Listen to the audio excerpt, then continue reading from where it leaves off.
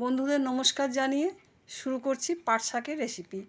এই গরমের দিনে ভাতের প্রথম পাতে একটু শাক ভাজা দিয়ে ভাত খেতে কিন্তু দুমুঠো খারাপ লাগে না। তাই আমি আজকে দেখাবো পাট শাক কীভাবে আমি ভাজি। প্রথমে শাকটা ছাড়িয়ে ধুয়ে পরিষ্কার করে ধুয়ে জল ঝরিয়ে রেখে নিয়েছি, একটু কুচি করে নিয়েছি শাকটা। আর জল ঝরিয়ে রাখলে কি হয়, শাকটা ভাজতে কিন্তু খুব সুবিধে হয়।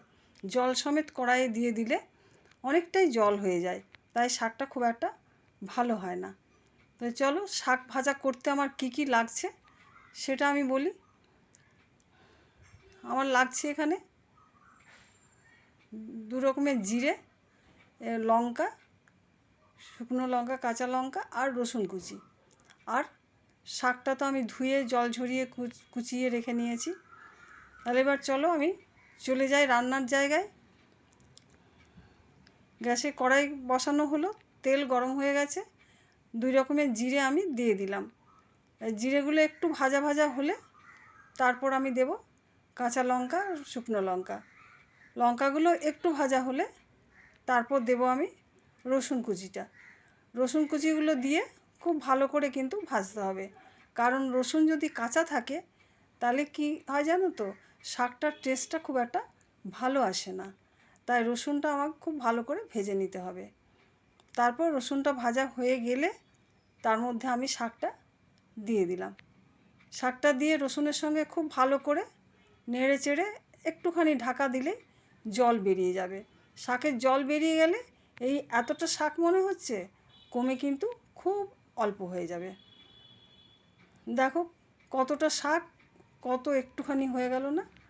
তারপর আমি এই কম শাকের অনুযায়ী হলুদ আর পরিমাণ মতো নুন দিয়ে একটু নাড়াচাড়া করে ভালো করে শাকটার সঙ্গে মিশিয়ে নেব।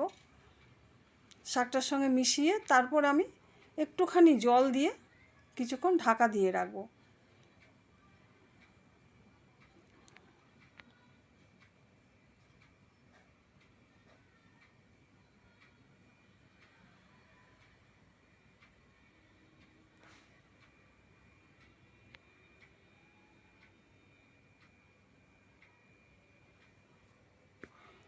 জল দিয়ে ঢাকা দিয়ে রাখলে কি হয়, হলুদের গন্ধটাও আমার চলে যাবে জলটা ফুটে উঠলে, আর শাকটাও খুব ভালো করে সেদ্ধ হয়ে যাবে।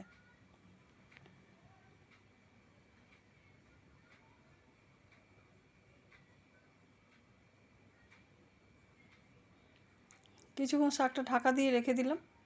শাক সেদ্ধ হয়ে গেলে জলটাও শেষ হবে, শাকটাও সেদ্ধ হয়ে যাবে।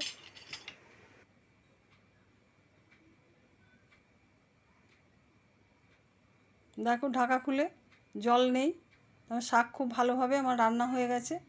এইবার একটু নাড়াচাড়া করে শাকটা আমি অন্য পাত্রে তুলে রাখলাম।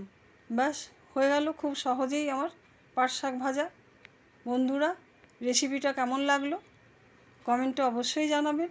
ভালো লাগলে লাইক দিয়ে সকলের সঙ্গে শেয়ার করবেন। টাটা।